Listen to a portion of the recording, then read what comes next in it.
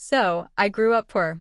And when I say poor, I don't mean we couldn't afford the newest iPhone poor. I mean actual poor. My mom worked 2 jobs just to keep a roof over our heads. Sometimes she'd leave before I woke up and get home after I was already asleep. My dad disappeared when I was 6 years old. No child support. No birthday cards. Nothing. For most of my childhood, it was just me and my mom trying to survive. We lived in a tiny apartment where the heater barely worked in the winter. I remember sleeping in 2 hoodies and wrapping myself in blankets because we couldn't afford to turn the heat up. Meanwhile, every day at school, I was surrounded by kids who seemed to have everything.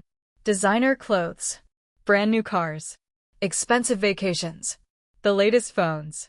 And then there was me, wearing thrift store clothes, using a backpack that had been stitched together 3 different times, trying my best to look invisible. At first, people mostly ignored me. Honestly, I preferred it that way. But everything changed during freshman year. That's when Ashley noticed me. Ashley was one of those girls who always had an audience. Pretty, popular, rich. The kind of person who could say literally anything and her group of friends would laugh. One day, I was sitting in class when she pointed at my shoes. They were old. Really old. My mom had bought them used because that's all we could afford. Ashley looked at them and said, "Did those survive the Great Depression or something?" The entire table started laughing. I laughed too. Not because it was funny. Because sometimes fake laughing hurts less than looking hurt. From that point on, I became one of Ashley's favorite targets. Every week it was something new. My clothes. My backpack. My hair. The fact that I never went on school trips. The fact that I always brought the cheapest lunch possible. One day, she literally asked me in front of everyone if my family was homeless. People laughed. I wanted the floor to swallow me. But I didn't say anything, because arguing would only make things worse. So I kept my head down and focused on school. School became my escape. No matter how bad things got, I knew grades were something nobody could take away from me. I studied constantly. During lunch. After school.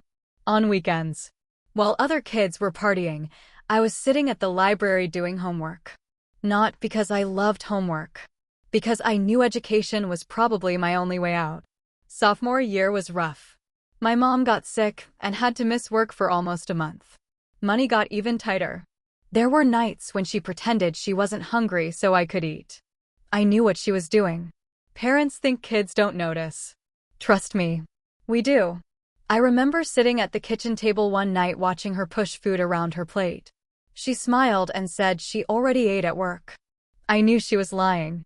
That memory still hurts. That's when I made a promise to myself. One day, I'd give my mom a better life. No matter what it took. Junior year arrived. Things at school got worse before they got better. Ashley and her friends had basically turned making fun of me into a hobby. One afternoon, I overheard them talking. They were discussing colleges. One girl mentioned a school that cost more money per year than my mom earned. Then Ashley laughed and said, "Imagine being too poor for college." Her friends looked at me. Everyone laughed. I pretended not to hear. But inside, that one hurt. Because I was terrified she might be right.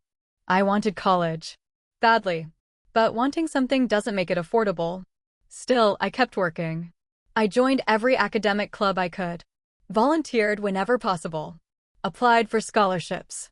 Wrote essays. Filled out forms. Did everything people told me to do. Sometimes I'd stay awake until 2 in the morning working on applications. Then wake up at 6 for school. It was exhausting. But I kept going. Senior year finally arrived. Everyone seemed excited. I was mostly stressed. The closer graduation got, the more real everything felt. One afternoon, I got called to the guidance counselor's office. Immediately, I assumed something was wrong. Maybe paperwork. Maybe a mistake. Maybe bad news. I walked into her office feeling nervous. She was smiling. That should have been my first clue. She told me to sit down. Then she handed me a letter. At first, I didn't understand what I was reading. Then I saw the words, "Full academic scholarship." My brain literally stopped working. I read it again. And again. And again. The scholarship covered tuition, housing, books, meals, everything. I just stared at the paper. Then I started crying. Not graceful movie crying. I'm talking full ugly crying. The counselor started crying too. When I got home, my mom was sitting at the kitchen table. I handed her the letter. She read it, looked at me, read it again, then burst into tears. For 10 minutes, neither of us could even talk. We just sat there crying. For the first time in years, they were happy tears. It felt like all those late nights had finally paid off. But the best part was still coming. A few weeks later, graduation day arrived. The entire school packed into the gym. Students, parents, teachers, everyone. I was nervous. Not because of graduating. Because I had been chosen to give a speech, and nobody outside the faculty knew yet. Then the principal stepped up to the microphone. He began announcing awards and recognitions. Finally, he reached the valedictorian announcement. The room got quiet. Everyone expected one of the popular rich kids. The principal smiled. Then he said my name. For a second, nobody reacted. It was like the entire room froze. Then people started whispering. I could actually see Ashley's face. She looked completely shocked. I walked across the stage, accepted the award, then approached the microphone. The gym became silent. I looked out at hundreds of people. Then I started speaking. I talked about hard work, about sacrifice, about my mom, about never giving up. And near the end, I said something I'd been thinking about for years. I said, never judge someone's future based on their current situation. The room was completely silent. Then I continued. You don't know what battles people are fighting. You don't know how hard they're working when nobody's watching. And you definitely don't know what they're capable of becoming. For a second, nobody moved. Then the applause started. And it just kept getting louder. People stood up. Teachers stood up. Parents stood up. Even students I barely knew were cheering. I looked over at my mom. She was crying. Honestly, that was the best moment of my life. After the ceremony ended, people came over to congratulate me. Then something unexpected happened. Ashley walked up. Alone. No audience. No friends. Just her. She looked nervous. I'd never seen her nervous before. Finally, she said, I owe you an apology. I didn't respond. I just listened. She admitted she'd been cruel. She admitted she'd judged me. She admitted she'd been wrong. Then she apologized. A real apology. Not one of those fake apologies. For a moment, I thought about all the things she'd said over the years. All the embarrassment. All the tears. All the times I felt worthless. Then I realized something. I didn't carry that pain anymore. So I smiled.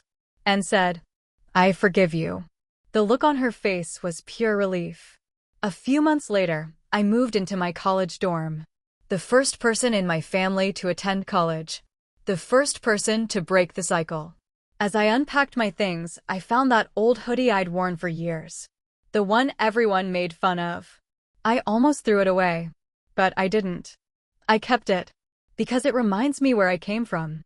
It reminds me of every obstacle. Every insult. Every struggle. And every reason I kept going. Today, life is very different. My mom no longer works 2 jobs. I have a career I love. And every now and then, when life gets difficult, I think about that poor girl. Sitting alone in the cafeteria. The girl everyone underestimated. Because sometimes the people who look like they're losing are actually building the future that nobody else can see. And that's something I'll never forget.